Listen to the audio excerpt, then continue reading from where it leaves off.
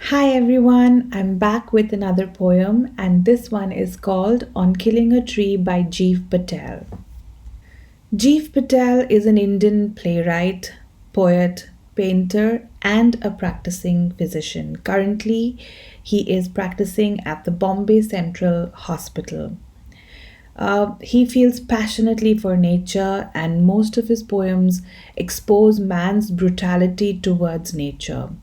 He was part of the Green Movement, which involved taking out policies and schemes to protect nature. So let's read this beautiful poem and see what Gieve Patel has to say. The title is very simple, On Killing a Tree. The poet wants us to think about man versus nature. He wants us to think about trees, greenery, nature. He wants us to focus on the word killing. He hasn't used the word cutting a tree or chopping a tree. The central theme of the poem is that the poet here criticizes human beings for their brutality and cruelty towards nature. How a man uses nature for his own greed, for his own purpose, in terms of commercialization, industrialization, and agriculture. So let's begin with the first stanza. It takes much time to kill a tree. Not a simple jab of the knife will do it.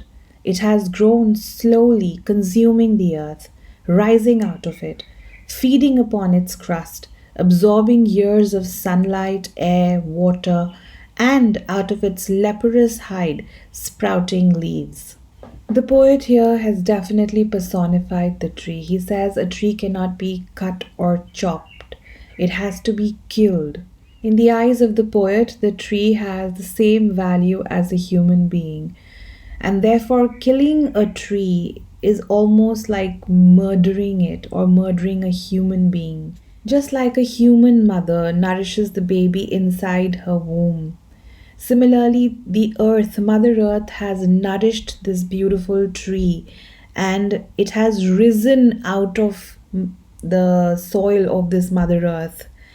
And then it uses these elements of the universe like sunlight, air, and water to empower itself, to make itself strong, tall, and powerful. In the last line, we see that the poet has used a negative vocabulary like leprous hide for the tree, probably because the tree at this point has selfishly consumed all the nutrients from Mother Earth and left it bare. The grand earth and the beautiful universe have been at the service of this tree. They have worked their energy into building this magnificent, tall, beautiful, powerful tree. And it shouldn't be that frivolous to just chop it down. Even though the tree has a leprous hide, it has this rough exterior, it has this ugly skin, probably even portraying its selfishness, the way it used and consumed the elements of the earth and the universe. But out of that and under that exterior, we have these beautiful, fresh leaves signifying life. Let's take a look at the poetic devices in this stanza. So, of course, the poet has personified the tree so that we can empathize with the tree, we can empathize with the pain that the trees go through. The poet has used consonants when he says takes time to kill a tree. Of course, this is to add to the auditory imagery and to create effect, create impact on the reader. The use of enjambment in lines 2 and 3, 5 and 6, 8 and 9, where the poet does not use punctuation at the end of the line and continues to the next line, is to portray how overwhelmed he is with his passion towards protecting nature. Moving on to the second stanza. So hack and chop, but this alone won't do it.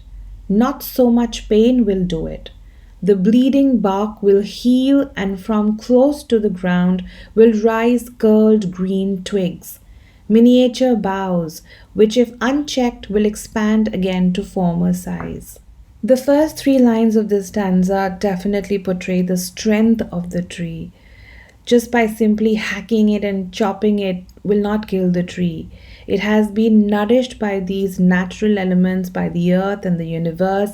There's been so much time that has gone into creating this tall and strong tree that simply hacking and chopping will not uproot it, will not destroy it. The poet once again personifies the tree, says it will bleed, so giving it the same value as humans. Of course, when you chop the tree, there's certain sap or liquid that comes out, and that is what the poet is referring to as blood of the tree. And in the same line, he also points out the resilience of the tree. He says, the bark will definitely bleed, but it will heal. That shows the power of the tree, how resilient it is. It will bounce back even though we hack and chop the tree. The tree has the ability to nourish itself and restore itself back to health. So the poet here portrays the strength of the tree. Simply hacking and chopping it will not destroy it. It will bounce back to life. We'll see tiny green twigs, we'll see small little branches that if we don't kill it completely, they will grow back. It could also be perceived as if the tree is literally challenging its attacker and showing its strength and mocking its destroyer. Let's look at the poetic devices used in this stanza. Of course, the poet has personified the tree, says it will bleed just like humans bleed. He's made use of onomatopoeia. The words hack and chop are used to bring out the brutality. We see the use of consonants again to add to the auditory imagery and create effect. The use of enjambment in lines 1, 2, 4, 5, 7, and 8. Again, the poet here wants his readers to feel the pain of the tree and at the same time realize its power, its resilience, its ability to survive. The repetition of the word will do it is to bring out the strength of the tree, that no matter what we can do, it will stand strong. Moving on to stanza 3. No, the root is to be pulled out of the anchoring earth. It is to be roped, tied, and pulled out, snapped out, or pulled out entirely, out from the earth cave, and the strength of the tree exposed, the source white and wet, the most sensitive, hidden for years inside the earth. Now, this stanza is tricky. We all know that the poet does not support violence against trees, and yet in this stanza, he has delved into the ruthless and brutal manner of killing a tree. Of course, the purpose of that irony is to make his readers realize the destruction that we cause. He wants his readers to realize how barbarically humans actually cut down our trees. So he starts this stanza with a very simple word, no, and yet he's being sarcastic.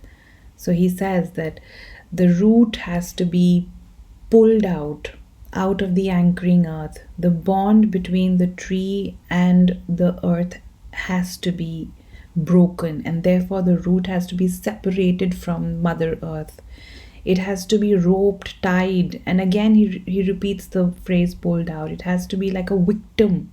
It has to be roped and gagged and tied and snapped out or broken or pulled out entirely out of the earth cave. The tree here is actually being butchered by humans. It is being pulled out and it is being roped and tied and broken and exposed, and the source, the root of the tree, white and wet, which is alliterative and portraying its vulnerability, its purity. The heart of the tree has to be destroyed. The heart of the tree that has been hidden, that has been nurtured, that has been protected by earth inside its womb, that is to be yanked out and pulled and broken and exposed. So humans are killing this tree with a vengeance.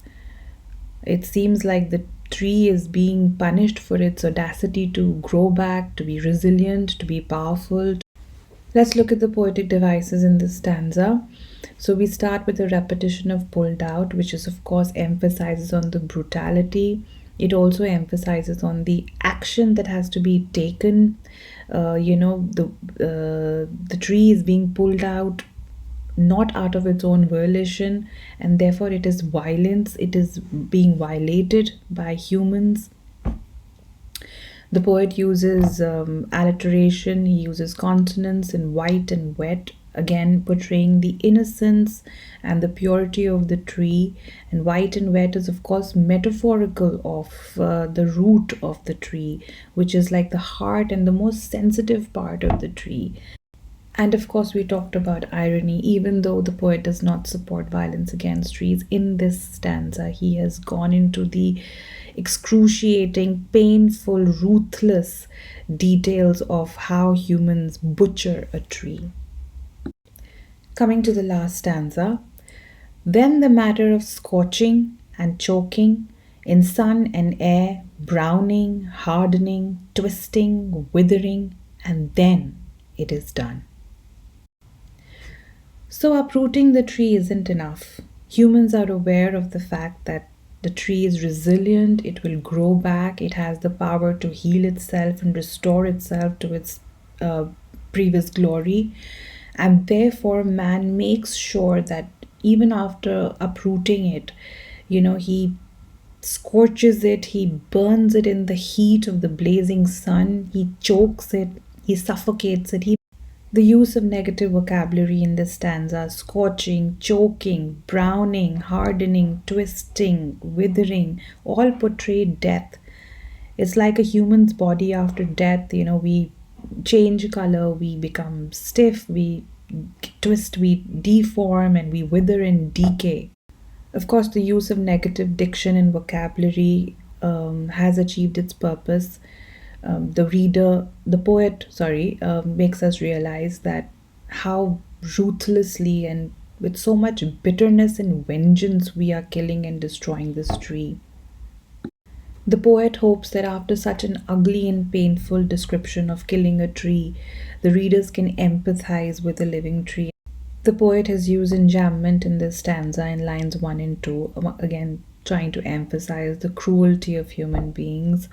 He's made the use of onomatopoeia by the word of scorching to bring out the suffering of the tree when it is, left to die under the heat of the blazing sun. So, even though the poet has talked about the elaborate process of killing a tree and how humans have perfected the science of killing a tree, and he's delved into those gaudy, bitter details, and yet he hopes to have created some love in the corner of your heart for those beautiful trees out there. So that's it, and I'll meet you next time again with a beautiful poem by a beautiful poet. Be good and study hard. Bye.